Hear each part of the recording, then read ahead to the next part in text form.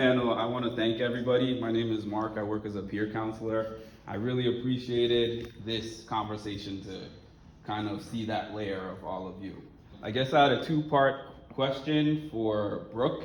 The first part of the question was, when you get off of a show, is there some kind of digital detox that you do before you reconnect with everything on your social media? The second part of the question is with the trolling part of it.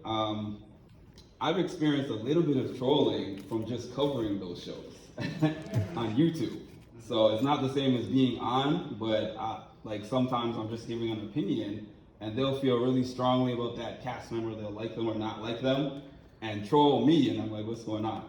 So sometimes when I've had that experience, it makes me anxious and it makes me paranoid and feel like everyone's thinking these negative things. So what do you do when you encounter those experiences?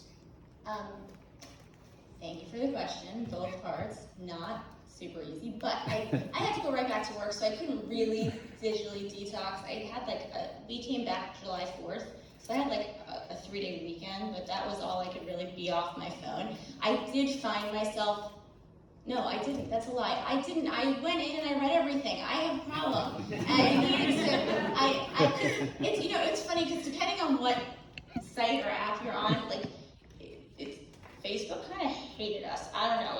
I don't know if it's the demographic of people on certain apps. Like Reddit called me a queen of all things big and small. So I would go on Reddit a lot, and it made me feel really, really good because Facebook would just, you know how you get those notifications, and I'd be like, oh my god, I can't go on this anymore.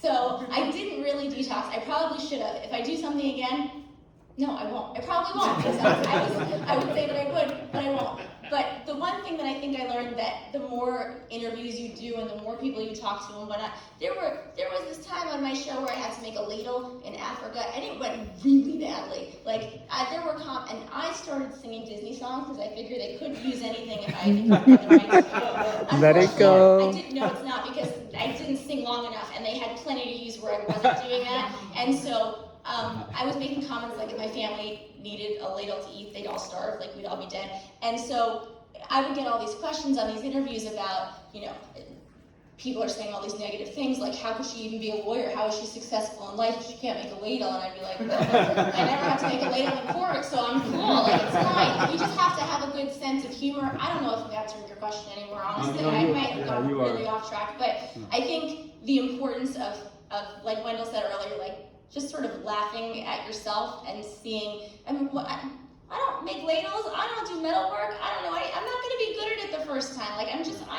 I joke around that I had the strength of a wet noodle, and so I wasn't the strongest and I wasn't the fastest, obviously, but I tried to be as smart about it during the race as I could, and I think I could have been smarter about it after the fact, and I think, thank you.